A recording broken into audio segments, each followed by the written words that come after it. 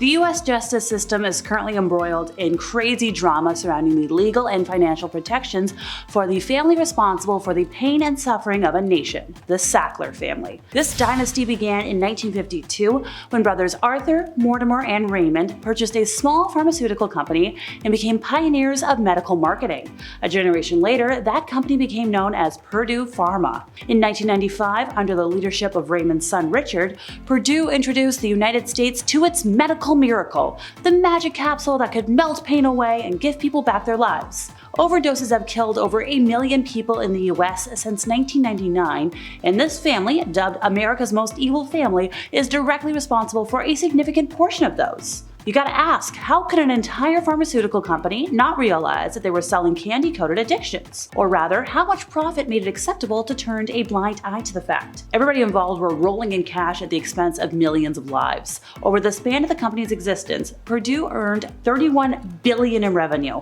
with a majority of that wealth going right into the pockets of the family, whom Forbes magazine listed as one of the 20 most wealthy families in the US back in 2016. The US government first began looking into the company in the early 2000s, and after a series of negotiations, the first major penalty for the company came in May of 2007, and in October 2020, the company reached an $8.3 billion settlement with the US Justice Department. So the family, the Sackler family, as part of the settlement, would only have to cough up $225 million of their personal wealth, which is less than 2.5% of the total amount of money they withdrew from Purdue solely during the peak of the crisis from 2008 to 2017. They were also allowed to continue to admit no wrongdoing or face any criminal charges. The Barese Brothers were an Italian-American group headed by 4 brothers and several other associates. They lasted from the 1980s to 1999, when Lorenzo became a capo in the Soprano crime family, and the other brothers joined them. They acted mostly as a group for hire for bigger groups, but they did control their own territory, earning them a spot on today's list. The Buffalo crime family flourished from 1922 until 1969 under the leadership of Stefano Magaddino. At the time, the Buffalo organized crime scene needed new leadership, and this crime family was found in 1912 by Joseph DiCarlo and Angelo, as boss and underboss respectively. DiCarlo ran the Buffalo family until he passed in 1922, and then Magaddino took over. Upon his arrival, Magaddino began to build an empire in Western New York. Magaddino was one of the founding members of the Commission, by the way, the overarching organization that linked all these syndicates together that began in the 1930s. Kind of a huge deal. The Harpe brothers, Micah and Wiley, terrorized settlers in the remote mountains immediately after the American Revolution. They had stayed loyal to the British Crown during the struggle and may have decided that they had better move west after the American victory. They survived by robbing and killing settlers who were beginning to cultivate the area and appeared to have thoroughly enjoyed the killing part. Well, thankfully, it wasn't long before vigilantes were like, hey, let's do something about this. Micah died of his wounds when a posse caught up with them in 1799. Wiley escaped, but the authorities captured and took care of him in 1804.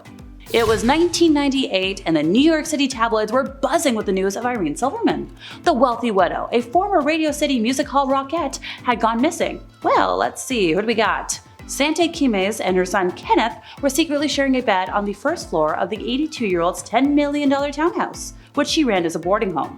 Now, Silverman had always been wary of Kenneth, particularly. According to news outlets, the 23-year-old changed the locks and refused to let anybody in. He didn't socialize, he paid his rent in cash. Whenever he entered or left the building, he would shield his face from security cameras. Well, the beloved redhead, who was last seen on July 5th, seemingly vanished after saying that she wanted to evict him. And at the time of her disappearance, Kenneth was using the alias Manny Gurin. Well, investigators obtained a search warrant to enter his apartment and found the bed was stripped, there was black trash bags, duct tape. You can put 2 and 2 together and make 4. Experts say the answer was simple: greed. The possibility of tricking an elderly woman out of her lavish Manhattan home and getting away with it was too good to pass up. The Colombo crime family is the youngest of the 5 families that dominate organized crime in New York City. They trace their roots back to a bootlegging group formed by Joseph Profaci in 1928. This family has been torn apart by at least 3 internal wars, the first one taking place in the late 1950s when Capo Joe Gallo revolted against Profaci, and the family was not reunited until the early 1960s under Joseph Colombo. In 1971, the second family hell began after Gallo's release from prison and the firing of Colombo, and Colombo supporters led by Carmine Persico won the Second War after the exiling of the Gallo crew to the Genovese family in 1975. Flash forward 1991, the third and worst event of all erupted when acting boss Victor Orena tried to seize power from the imprisoned Carmine. The family split into factions loyal to Orena and Persico, and 2 years of mayhem continued. It ended in 1993 with 12 family members dead, Orena imprisoned, leaving Persico the winner more or less by default. In the 2000s, the family was further crippled by multiple convictions in federal racketeering cases and numerous members becoming government witnesses. A lot of folks think this is the weakest family. The Gambino crime family, another one of the big five. They went through 5 bosses between 1910 to 1957 and are named after Carlo Gambino, boss of the family at the time of the McClellan hearings in 1963, when the structure of organized crime first gained public attention. I believe their most prominent member was underboss Albert Anastasia, who rose to infamy as the operating head of the underworld's enforcement arm. The rise of what was probably the most powerful crime family in America for a time began in 1957, when Anastasia was killed while sitting in a barber chair at the Park Sheridan Hotel in Manhattan. Experts believe that Anastasia's underboss, Carlo Gambino, helped orchestrate the hit to take over the family. Gambino then partnered with Meyer Lansky to control gambling interests in Cuba. The family's fortunes grew through 1976, when Gambino appointed his brother-in-law, Paul Castellano, as boss upon his death. Now, Castellano infuriated upstart capo John Gotti, who orchestrated Castellano's killing in 1985. Gotti's downfall came in 1992 when his underboss, Salvatore "Sammy the Bull" Gravano, cooperated with the FBI. This cooperation brought down Gotti, along with most of the top members of the Gambino family. And the Lucchese family is the last of the big five that we're going to talk about today. They started in the 1920s and were taken over by Tommy Gagliano during the Castellamarese War and led by him until he passed in 1951. Known as the Gagliano crime family under Gagliano, the family kept their activities low-key. Their efforts were concentrated in the Bronx, Manhattan, and New Jersey. Now enter Tommy Lucchese, who had served as Gagliano's underboss for 20 years, and he led the family to become one of the most powerful families to sit on the commission. Lucchese teamed up with Gambino's boss to control organized crime in New York, because Lucchese had a stronghold on the garment industry and took control of many crime rackets for the family. Fun fact though, for most of its history, this family was one of the most peaceful ones in the nation. Granted, that all changed when Corallo named Victor Amuso his successor shortly before going to prison, and Amuso promoted one of his closest allies, Anthony Casso, to underboss. Starting in 1986, Amuso and Casso instituted one of the deadliest reigns in crime history, ordering virtually anybody who crossed them to be killed. It is estimated that Casso himself killed between 30 to 40 people and ordered over 100 additional deaths during his reign. He was sentenced to hundreds of years in prison. By the way, he also had authority over some New York police detectives who carried out crimes for him. Kind of scary. Amuso was arrested in 1991, sentenced to life in prison, and several Lucchese family members, fearing for their lives, turned informant. The highest profile of all of these was acting boss Alphonse D'Arco, who became the first boss of a New York crime family to testify against organized crime. This led to arrests of the entire family hierarchy, with Casso also becoming an informant. Testimony from these informants pretty much destroyed the family.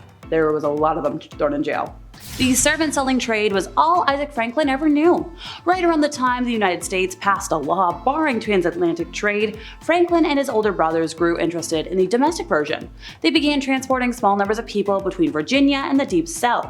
Franklin worked with a few partners over the years, but connected with his longest-lasting collaborator, the man who became his closest friend, confidant, and nephew by marriage in the early 1820s.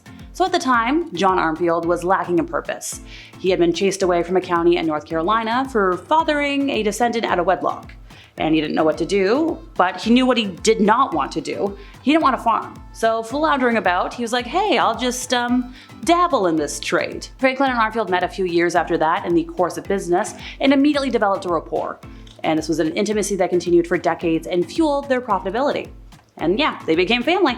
The Lincoln crime family was formed by Lincoln Clay in 1968 as a result of his desire for revenge against Sal Marcano and the Marcano crime family for killing his family. So throughout the summer and fall of 1968, Lincoln waged his vengeance on Sal's operations, dismantling them one by one and putting his own people in their place.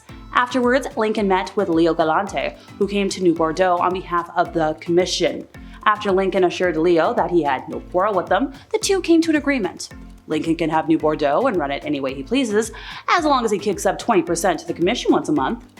The family runs various rackets in all 9 districts of New Bordeaux, covering everything. We got auto theft, waste disposal, growing stuff. Well, that's all folks. I've been Alexa. See ya!